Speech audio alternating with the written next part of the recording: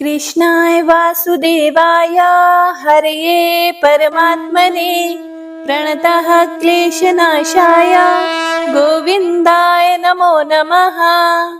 हरे कृष्णा। आप सभी भक्तों का संगीता धर्मसागर चैनल परिवार में दिल से स्वागत है। भादो मास महात्म्य की कथाएं हमारे चैनल पर सुनने के लिए आप सभी भक्तों का दिल से बहुत बहुत धन्यवाद। यही प्यार और आशीर्वाद अब आप सभी भक्तजन आश्विन मास की महात्म्य कथाओं को भी अवश्य दीजिएगा। आज से आश्विन का महीना शुरू हो गया है, तो आप प्रतिदिन हमारे चैनल पर सुबह के समय महात्म्य कथाएं जरूर सुनिएगा। आश्विन मास में केवल कथा श्रवण मात्र से भी जन्मों जन्मों के पाप नष्ट हो जाते हैं। यदि श्रद्धा से कथा सुन ली जाए तो वह स्वर्ग लोक का अधिकारी हो जाता है। यह मास विशेषतः देवी उपासना, दुर्गा सप्तशती, नवरात्रि व्रत और महात्म्य कथा श्रवण के लिए सर्वोत्तम है। इसीलिए प्रतिदिन महात्म्य कथा पूरा अवश्य सुनिएगा। तो आइए कथा का शुभारंभ एक बहुत ही सुंदर कथा से करते हैं। उसके बाद आज की महात्म्य कथा सुनेंगे। हे प्रिय श्रोताओं, भगवान श्री राम करुणा के सागर हैं। वे अपने भक्त की छोटी सी श्रद्धा को भी स्वीकार करते हैं, चाहे वह भक्त कितना ही पापी क्यों ना हो।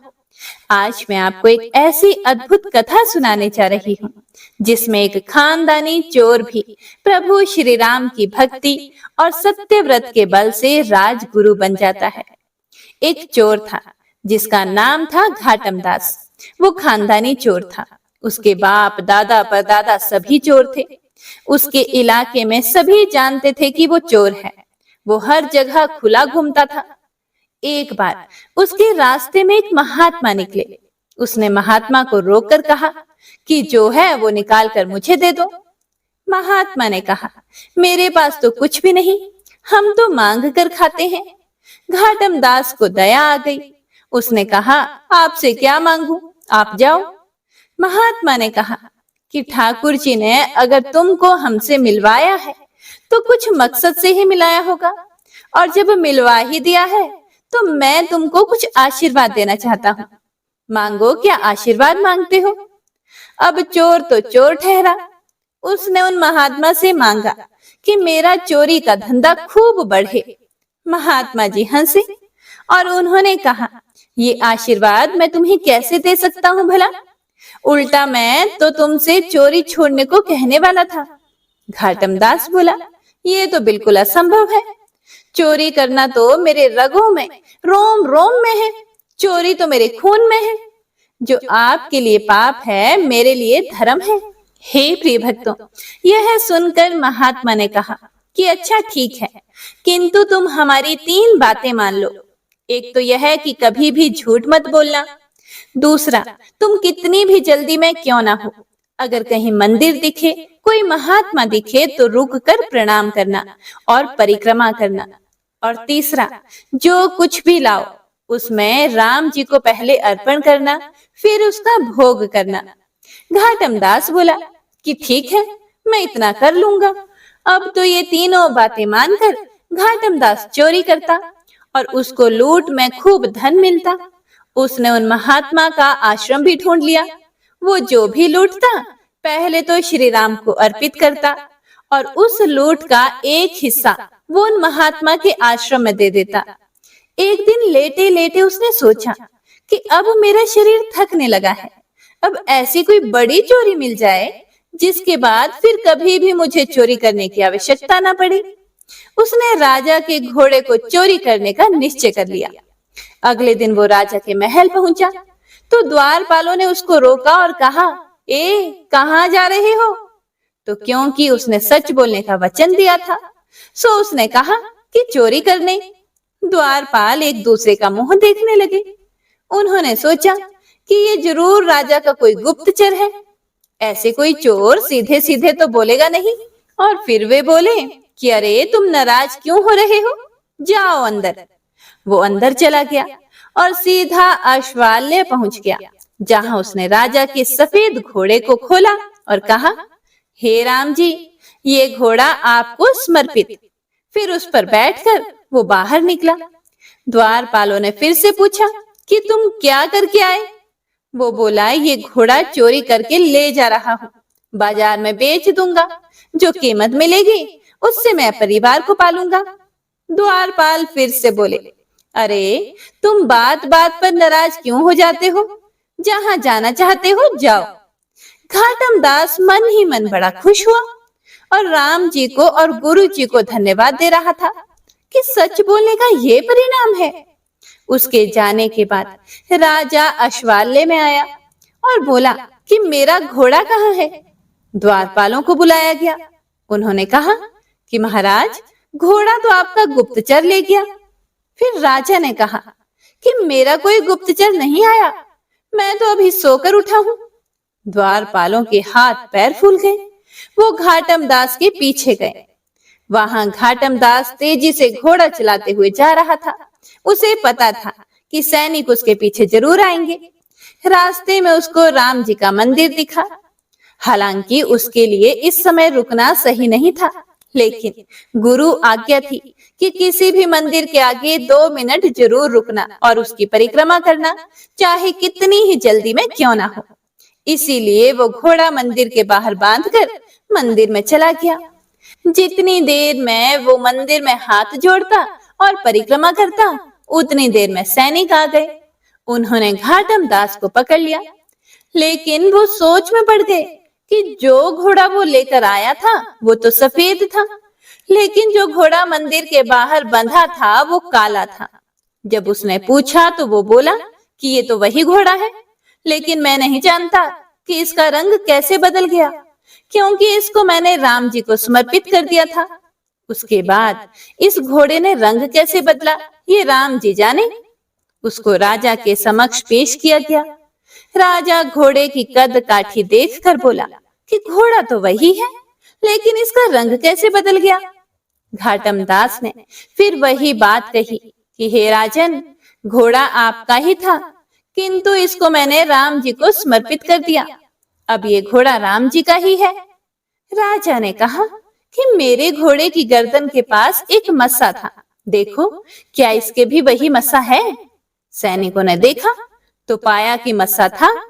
राजा को घाटम दास की सत्य बोलने की निष्ठा और राम जी पर उसकी आस्था से बहुत आश्चर्य हुआ। फिर राजा बोला कि आपकी निष्ठा कमाल की है। मेरे पास आपके लिए एक काम है। हमारे यहाँ राजगुरु का पद खाली है, कृपया आप उस पद को स्वीकार करें।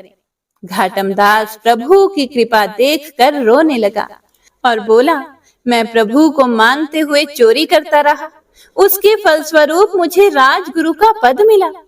कहीं अगर मैं अच्छे कर्म करता तो राम जी की गोद में ही होता। हे प्रिय भक्तों, चाहे परिस्थिति कितनी भी कठिन क्यों ना हो, सत्य बोलने वाला अंततः भगवान की कृपा पाता है। भगवान कर्म से अधिक भक्त के भाव को देखते हैं। चोरी जैसे पापी कर्म में भी यदि श्रद्धा से प्रभु को स्मरण किया जाए तो वही साधना का साधन बन जाता है। महात्मा की 3 बातों, सत्यव्रत, मंदिर वंदन और अर्पण भाव ने एक अपराधी का जीवन पलट दिया। प्रभु श्री राम अपने भक्त की लघुतम आस्था को भी स्वीकार करते हैं और पापी मनुष्य से पाप को अलग कर उसे दिव्य बना देते हैं। संसार का कोई भी मनुष्य कितना भी अधर्मी या पापी क्यों ना हो, यदि वह ईश्वर और गुरु की बात मान ले तो उसका जीवन बदल सकता है। इसीलिए हमें भी अपने जीवन में सत्य, श्रद्धा और भक्ति को अपनाना चाहिए। यदि एक चोर भी प्रभु की कृपा का अधिकारी बन सकता है तो हम सब क्यों नहीं। बस शर्त यही है कि हम अपने हर कर्म को प्रभु श्री राम को समर्पित करें। इसी में जीवन की सफलता और मोक्ष का मार्ग छिपा है। जय श्री राम।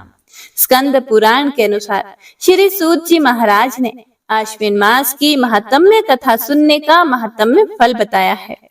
एक समय नैमिषारण्य तीर्थ में जब शौनक आदि ऋषि इकट्ठे हुए, तब उन्होंने श्री सूत जी महाराज से पूछा कि हे सूत जी, 12 मासों में आश्विन मास को क्यों इतना पवित्र और श्रेष्ठ कहा गया है?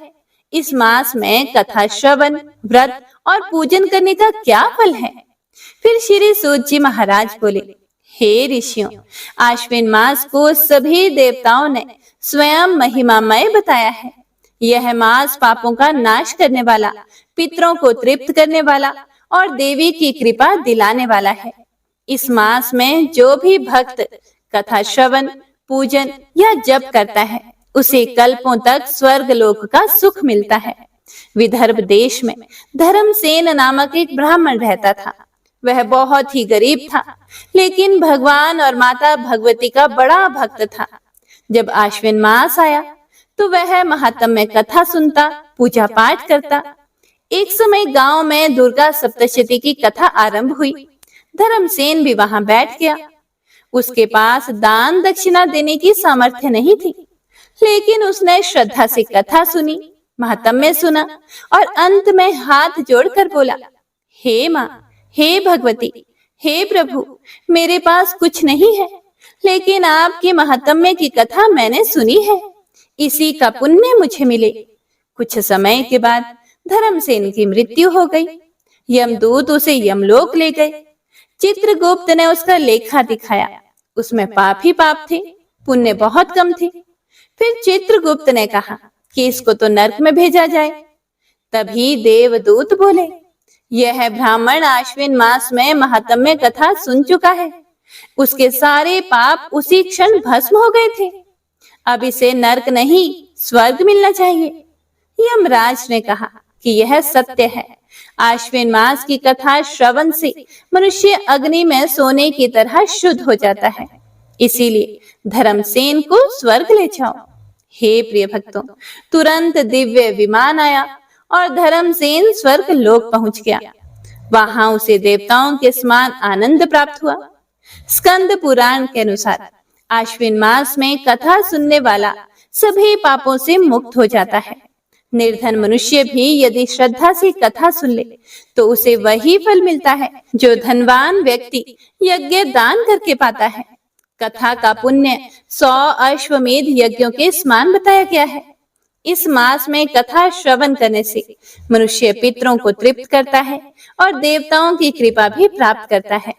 अंततः मृत्यु के बाद उसे स्वर्ग और मुक्ति मिलती है। यही कारण है कि आश्विन मास को महात्म्य श्रवण का विशेष काल कहा गया है। हे प्रिय भक्तों, तो आश्विन मास महात्म्य कथाओं को सुनने का अनंत फल है। इसीलिए आप सभी भक्तजन प्रतिदिन इन कथाओं को पूरे भक्ति भाव और प्रसन्नचित मन से पूरा अवश्य सुनिए।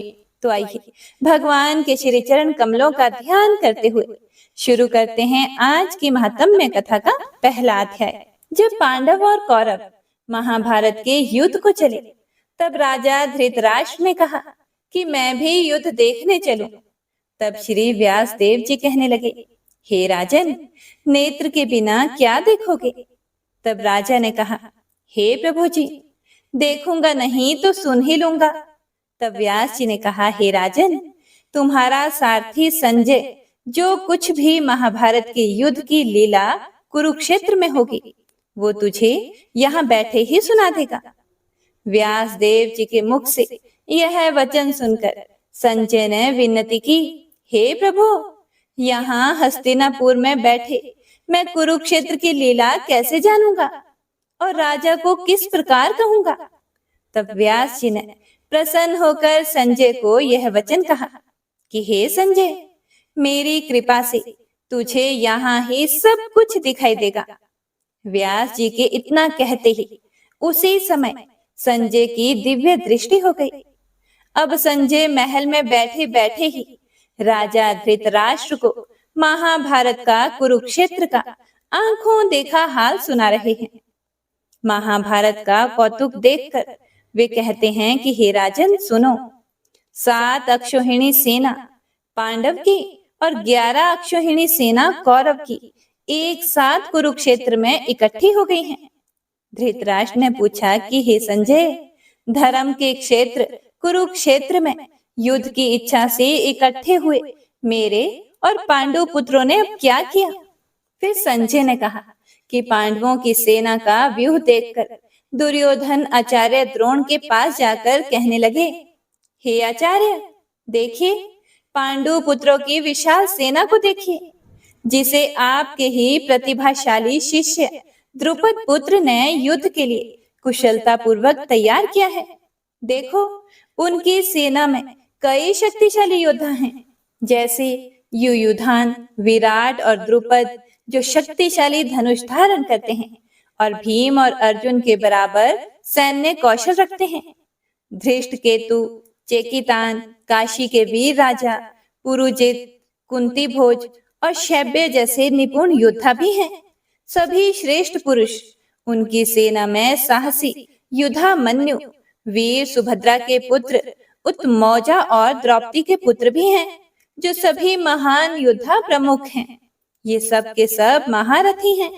हे ब्राह्मण श्रेष्ठ, अब मैं अपनी सेना के प्रधान सेनापतियों का नाम भी सुनाता हूँ। आपके जैसे ही भीष्म, कर्ण, कृपाचार्य, अश्वत्थामा, विकर्ण और भूरिश्रवा जैसे महान पुरुष हैं, जो युद्ध में सदैव विजयी होते हैं। इसके अतिरिक्त और भी बहुत से वीर योद्धा हैं, जो मेरे लिए अपने प्राण देने को तैयार हैं। वे सभी युद्ध कला में निपुण हैं तथा नाना प्रकार के अस्त्र शस्त्रों से सुसज्जित हैं। हमारी सेना का बड़ा बल है, क्योंकि इसके रक्षक भीष्म हैं। अब आप सब अपने अपने मोर्चों पर सावधान रहकर सेनापति भीष्म की रक्षा कीजिए। भीष्म पितामह ने दुर्योधन को प्रसन्न करते हुए और ऊंचे स्वर से गर्जना करते हुए शंख बजाया। फिर वहां चारों ओर शंख, नगाड़े, ढोल, कोमुख आदि अनेक बाजे बजने लगे, जिनका बड़ा भारी भयंकर शब्द होने लगा। जिसके अनंतर सफेद घोड़े के बड़े रथ पर स्थित माधव श्री कृष्ण और पांडव अर्जुन ने भी अपने दिव्य शंखों को बजाया। श्री कृष्ण ने पांचजन्य नामक शंख बजाया, अर्जुन ने देवदत्त शंख बजाया तथा अति भोजी और अत्यंत कठिन कार्य करने वाले भीम ने पौंड्र नामक शक्तिशाली शंख बजाया। कुंती पुत्र राजा युधिष्ठिर ने अनंत विजय, नकुल और सहदेव ने सुघोष और मणि पुष्पक शंख बजाए। श्रेष्ठ धनुर्धर और काशी के राजा महारथी शिखंडी, धृष्टद्युम्न, विराट, अजय, सात्यकी, द्रुपद, द्रौपदी के पांचों पुत्र और महाबाहु सुभद्रा पुत्र अभिमन्यु, इन सभी ने अपने अपने शंख बजाए। उन शंखों के भारी शब्द से आकाश और पृथ्वी गूंज उठे और धृतराष्ट्र के पुत्रों के हृदय भी कांप उठे। हे राजन, अर्जुन ने कौरवों को युद्ध के लिए प्रस्तुत देखकर धनुष उठाकर श्री कृष्ण से कहा कि हे अच्युत, मेरा रथ दोनों सेनाओं के बीच में खड़ा कर दीजिए, जिससे मैं युद्ध करने वालों को देख सकूं कि इस युद्ध भूमि में मुझे किन किन के साथ युद्ध करना चाहिए। दुर्बुद्धि दुर्योधन की प्रीति करने वाले जो युद्ध करने की इच्छा से यहाँ इकट्ठे हुए हैं, मैं उनको देखूंगा। संजय ने आगे कहा कि हे राजन, अब अर्जुन की बात सुनकर श्री कृष्ण ने भीष्म, द्रोण आदि वीरों के सामने उत्तम रथ को खड़ा करके कहा, हे वीर, युद्ध के लिए तत्पर इन कौरवों को देख लो। अर्जुन ने चाचा, बाबा, गुरु, मामा, भाई, पुत्र, पौत्र, मित्र, ससुर और स्वजनों को शस्त्रों से सुसज्जित हो अपने ही सब बंधु बांधवों को खड़ा देखकर परम दयालु होकर अत्यंत दुख के साथ यह वचन कहे, हे श्री कृष्ण, युद्ध की इच्छा से आए हुए इन अपने बंधु बांधवों को देखकर मेरे अंग शिथिल हो गए हैं और मेरा मुख सूखा जा रहा है। मेरे शरीर में रोमांच खड़े हो गए हैं, मेरा गांडीव हाथ से गिरा जा रहा है, त्वचा जली जा रही है। हे केशव, अब मुझ में यहाँ खड़े रहने की सामर्थ्य भी नहीं है। मेरा मन चक्कर खा रहा है और मैं सब लक्षण उल्टे देख रहा हूँ, और युद्ध में स्वजनों का वध करके तो मुझे कोई लाभ नहीं होगा।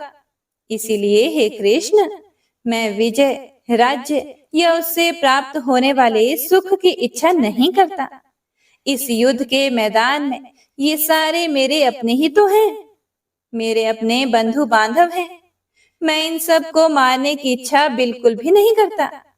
हे मधुसूदन, हे जनार्दन, त्रिलोकी के राज्य के लिए भी मैं अब इन्हें नहीं मारना चाहता। फिर इस पृथ्वी के राज्य के लिए तो कहना ही क्या। हे जनार्दन, धृतराष्ट्र के पुत्रों को मारकर हमारा क्या लाभ होगा? इन आताताइयों का वध करने से पाप ही होगा। इसीलिए अपने भाइयों और धृतराष्ट्र के पुत्रों को मारना सर्वप्रथम अनुचित है।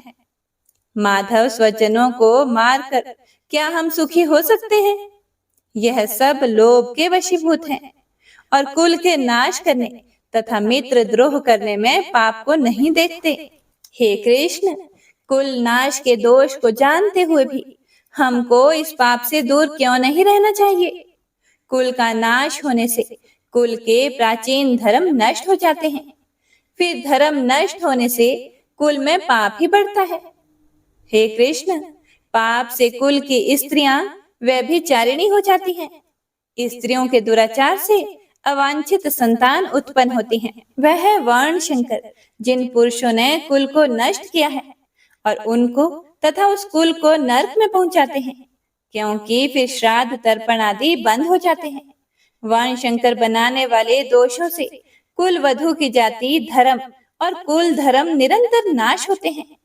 हे जनार्दन, मैंने बराबर सुना है कि कुल धर्म नष्ट होने से निश्चय ही नरक में जाना होता है। हाय, हम इतना बड़ा पाप करने को तैयार हैं, जो राज्य सुख के लोभ से अपनों को ही मारने की कोशिश कर रहे हैं। शास्त्रों को धारण किए हुए धृतराष्ट्र पुत्र अगर मुझे शस्त्र रहित और उपायहीन को रणभूमि में बांधकर मार डाले तो मेरा बहुत कल्याण होगा। संजय ने कहा कि हे राजन, ऐसा कहकर अत्यंत दुखी होकर अब अर्जुन ने उसी समय धनुष बाण फेंक दिए हैं और वह रथ के पिछले भाग में जा बैठा है। हे प्रिय भक्तों, इससे आगे का वृतांत आप सभी अगले अध्याय में सुनिएगा। तो आइए अब इस अध्याय को सुनने का पुण्य फल जान लेते हैं। श्री पार्वती जी ने कहा कि हे भगवान, आप सब तत्वों के ज्ञाता हैं। आपकी कृपा से मुझे श्री विष्णु संबंधी अनेक प्रकार के धर्म सुनने को मिले, जो समस्त लोक का उद्धार करने वाले हैं। हे देवादिदेव, अब मैं गीता का महात्म्य सुनना चाहती हूँ, जिसका श्रवण करने से श्री हरि की भक्ति बढ़ती है। श्री महादेव जी बोले, जिनका श्री विग्रह अलसी के फूल की भांति श्याम वर्ण का है, पक्षीराज गरुड़ ही जिनके वाहन हैं, जो अपनी महिमा से कभी च्युत नहीं होते तथा शेष नाग की शैया पर शयन करते हैं, उन भगवान महाविष्णु की हम उपासना करते हैं। एक समय की बात है, मूर दैत्य के नाशक भगवान विष्णु शेष नाग के रमणीय आसन पर सुखपूर्वक विराजमान थे। उस समय समस्त लोगों को आनंद देने वाली भगवती लक्ष्मी ने आदर पूर्वक प्रश्न किया कि हे भगवान, आप संपूर्ण जगत का पालन करते हुए भी अपने ऐश्वर्य के प्रति उदासीन से होकर फिर विष्णु भगवान बोले, हे सुमुखी, मैं नींद नहीं लेता हूँ, अपितु तत्व का अनुसरण करने वाली अंतर्दृष्टि के द्वारा अपने ही माहेश्वर स्वरूप का साक्षात्कार कर रहा हूँ। यह वही तेज है जिसका योगी पुरुष कुशाग्र बुद्धि के द्वारा अपने अंतःकरण में दर्शन करते हैं तथा जिसे मीमांसक विद्वान वेदों का सार तत्व निश्चित करते हैं। वह माहेश्वर तेज एक अजर प्रकाश स्वरूप आत्म रूप रोग शोक से रहित अखंड आनंद का पुंज निष्पन्द तथा द्वैत रहित है। इस जगत का जीवन उसी के अधीन है, उसी का अनुभव करता हूँ। हे देवेश्वरी, यही कारण है कि मैं तुम्हें नींद लेता सा प्रतीत हो रहा हूँ। श्री लक्ष्मी जी ने कहा कि हे अंतर्यामी, आप ही योगी पुरुषों के ध्येय हैं। आपके अतिरिक्त भी कोई ध्यान करने योग्य तत्व है, यह जानकर मुझे बड़ा कौतूहल हो रहा है। इस चराचर जगत की सृष्टि और संहार करने वाले स्वयं आप ही हैं। आप सर्व समर्थ हैं। इस प्रकार की स्थिति में होकर भी यदि आप उस परम तत्व से भिन्न हैं, तो मुझे उसका बोध कराइए। फिर भगवान श्री विष्णु बोले, हे प्रिय, आत्मा का स्वरूप द्वैत और अद्वैत से पृथक, भाव और अभाव से मुक्त तथा आदि और अंत से रहित है। शुद्ध ज्ञान के प्रकाश से उपलब्ध होने वाला तथा परमानंद स्वरूप होने के कारण एकमात्र सुंदर है, वही मेरा ईश्वरीय रूप है। आत्मा का एकत्व ही सबके द्वारा जानने योग्य है। गीता शास्त्र में इसी का प्रतिपादन हुआ है। अमित तेजस्वी भगवान विष्णु के ये वचन सुनकर माता लक्ष्मी ने शंका उपस्थित करते हुए कहा, हे भगवान, यदि आपका स्वरूप स्वयं परम आनंदमय और मन वाणी की पहुंच के बाहर है, तो गीता कैसे उसका बोध कराती है? मेरे इस संदेह का निवारण कीजिए। फिर भगवान बोले कि हे सुंदरी, सुनो, मैं गीता में अपनी स्थिति का वर्णन करता हूँ। क्रमशः 5 अध्यायों को तुम 5 मुख जानो, 10 अध्यायों को 10 भुजाएं समझो तथा 1 अध्याय को उदर और 2 अध्यायों को दोनों चरण कमल जानो। इस प्रकार यह 18 अध्यायों की वांगमयी ईश्वरीय मूर्ति ही समझनी चाहिए। यह ज्ञान मात्र से ही महान पातकों का नाश करने वाली है।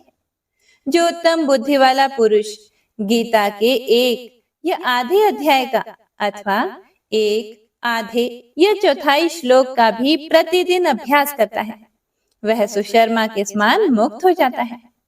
फिर लक्ष्मी जी ने पूछा कि हे भगवान, सुशर्मा कौन था, किस जाति का था और किस कारण से उसकी मुक्ति हुई?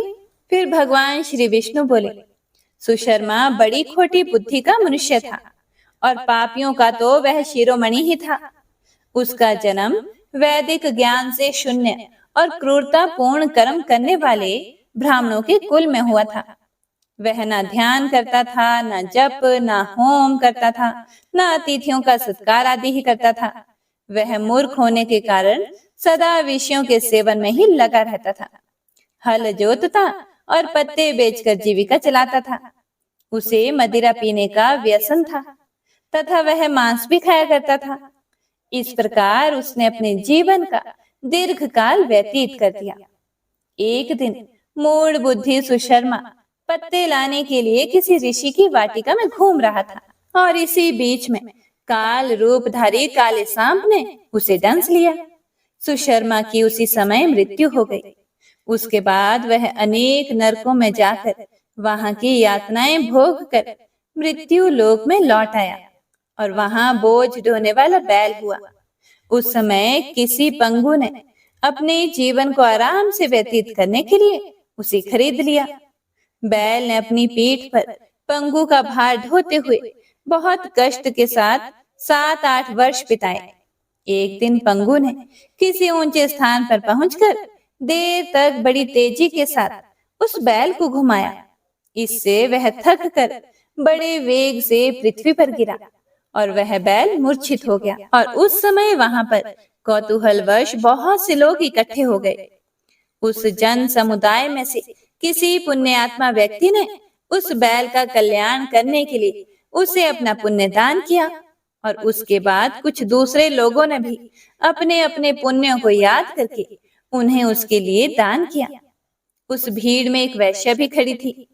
उसे अपने पुण्य का पता नहीं था, तो भी उसने लोगों की देखा देखी में उस बैल के लिए कुछ त्याग किया। उसके बाद यमराज के दूत उस मरे हुए प्राणी को पहले यमपुरी ले गए। वहां यह विचार करके कि यह वैश्य के दिए हुए पुण्य से पुण्यवान हो गया है, उसे छोड़ दिया गया। फिर वह भूलोक में आकर उत्तम कुल और शील वाले ब्राह्मणों के घर में उत्पन्न हुआ। उस समय भी उसे अपने पूर्व जन्म की बातों का पूरा स्मरण बना हुआ था और बहुत दिनों के बाद अपने अज्ञान को दूर करने वाले कल्याण तत्व का जिज्ञासु होकर वह उस वैश्य के पास गया और उसके दान की बात बतलाते हुए उसने पूछा कि तुमने कौन सा पुण्य दान किया था? फिर वैश्य ने उत्तर दिया कि वह पिंजरे में बैठा हुआ तोता प्रतिदिन कुछ पढ़ता है, उससे मेरा अंतःकरण पवित्र हो गया है। उसी का पुण्य मैंने तुम्हारे लिए दान किया था। इसके बाद उन दोनों ने तोते से पूछा। तब उस तोते ने अपने पूर्व जन्म का स्मरण करके प्राचीन इतिहास कहना शुरू किया। तोता बोला कि पहले के जन्म में मैं विद्वान होकर भी विद्वता के अभिमान से मोहित रहता था। मेरा राग द्वेष इतना बढ़ गया था कि गुणवान विद्वानों के प्रति भी मैं ईर्ष्या भाव रखने लगा, और फिर समय आने पर मेरी मृत्यु हो गई और मैं अनेकों घृणित लोकों में भटकता फिरा। उसके बाद इस लोक में आया। सद्गुरु की अत्यंत निंदा करने के कारण तोते के कुल में मेरा जन्म हुआ। पापी होने के कारण छोटी अवस्था में ही मेरा माता पिता से वियोग हो गया। एक दिन मैं ग्रीष्म ऋतु में तपे मार्ग पर पड़ा हुआ था। वहां से कुछ श्रेष्ठ मुनि मुझे उठा लाए और महात्माओं के आश्रय में, आश्रम के भीतर एक पिंजरे में उन्होंने मुझे डाल दिया। वहीं मुझे पढ़ाया गया। ऋषियों के बालक बड़े आदर के साथ गीता के प्रथम अध्याय का अध्ययन करते थे। उन्हीं से सुनकर मैं भी बार बार पाठ करने लगा। इसी बीच में एक चोरी करने वाले बहेलिये ने मुझे वहां से चुरा लिया। उसके बाद इस देवी ने मुझे खरीद लिया और पूर्व काल में मैंने इस प्रथम अध्याय का अभ्यास किया था, जिससे मैंने अपने पापों को दूर किया है। फिर उसी से इस वैश्य का भी अंतःकरण शुद्ध हुआ है और उसी के पुण्य से ये द्विज श्रेष्ठ सुशर्मा भी पाप मुक्त हुए हैं। इस प्रकार परस्पर वार्तालाप और गीता के प्रथम अध्याय के महात्म्य की प्रशंसा करके वे तीनों निरंतर अपने अपने घर पर गीता का अभ्यास करने लगे। फिर ज्ञान प्राप्त करके वे मुक्त हो गए। इसीलिए हे प्रिय भक्तों, जो गीता के प्रथम अध्याय को पढ़ता, सुनता तथा अभ्यास करता है, उसे इस भव सागर को पार करने में कोई भी कठिनाई नहीं होती। ओम नमो नारायणाय। श्री विष्णु सुनिए विनय, सेवक के चित लाए। कीरत कुछ वर्णन करो, दीजिए ज्ञान बताए। नमो विष्णु भगवान खरारे, कष्ट नशावन अखिल बिहारी। प्रबल जगत में शक्ति तुम्हारी, त्रिभुवन फैल रही उजियारी। सुंदर रूप मनोहर सूरत, सरल स्वभाव मोहनी मूरत। तन पर पीतांबर अति सोहत, बैजंती माला मन मोहत। शंख चक्र कर गदा बिराजे, देखत दैत्य असुर दल भाजे।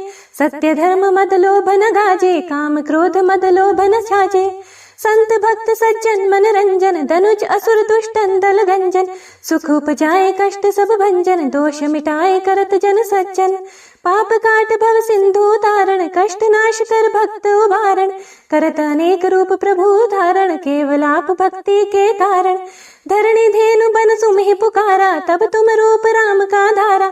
भार उतार असुर दल मारा, रावण आदिक को संहारा। आप वराह रूप बनाया, हिरण्याक्ष को मार गिराया। धर्म तस्य तन सिंधु बनाया, 14 रत्नन को निकलाया। अमिलख असुरन द्वंद मचाया, रूप मोहनी आप दिखाया। देवन को अमृत पान कराया, असुरन को छवि से बहलाया। कूर्म रूप धर सिंधु मझाया, मंद्राचल गिरि तुरंत उठाया। शंकर का तुम फंद छुड़ाया, भस्मासुर को रूप दिखाया। वेदन को जब असुर डुबाया, कर प्रबंध उन्हें ढूंढवाया। मोहित बन कर खल ही नचाया, उसी ही कर से भस्म कराया। असुर जलंधर अति बलदाई, शंकर से उनकी नहीं लड़ाई। हार पार शिव सकल बनाई, कीन सती से छल खल जाए। सुमिरन कीन तुम्हें शिवरानी, बतलाई सब विपत कहानी। तब तुम बने मुनीश्वर ज्ञानी, वृंदा की सब सुरति भुलानी। देखत तीन धनुष शैतानी, वृंदा आए तुम्हें लपटानी। हो स्पर्श धर्म क्षति मानी, हनासुर उर शिव शैतानी। तुमने ध्रुव प्रहलाद उबारे, हिरण्याकुशादिक खल मारे। गणिका और अजामिल तारे, बहुत भक्त भव सिंधु तारे। हरहु सकल संताप हमारे, कृपा करहूँ हरि सिरजन हारे। देखूँ मैं निज दर्श तुम्हारे, दीन बंधु भक्तन हितकारे। चाहता आपका सेवक दर्शन, करहूँ दया अपनी मधुसूदन। जानो नहीं योग्य जप पूजन होए यज्ञ स्तुति अनुमोदन। शील दया संतोष सुलक्षण विदित नहीं व्रत बोध विलक्षण। करहूँ आपका किस विधि पूजन कुमति विलोक होत दुख भीषण। करहूँ प्रणाम कौन विधि सुमिरन कौन भांति मैं करहूँ समरण। सुर मुनि करत सदा सेवकाई हर्षित रहत परम गति पाए। दीन दुखीन पर सदा सहाय निज जन जान लेव अपनाई। पाप दोष संताप नशाओ भव बंधन से मुक्त कराओ। सुख संपत्ति दे सुख उपजाओ निज चरणन का दास बनाओ। निगम सदा ये विनय सुनावे पढ़े सुने सो जन सुख पावे। इति श्री विष्णु चालीसा संपूर्ण। प्रेम से बोलिए विष्णु भगवान की जय, माता लक्ष्मी की जय।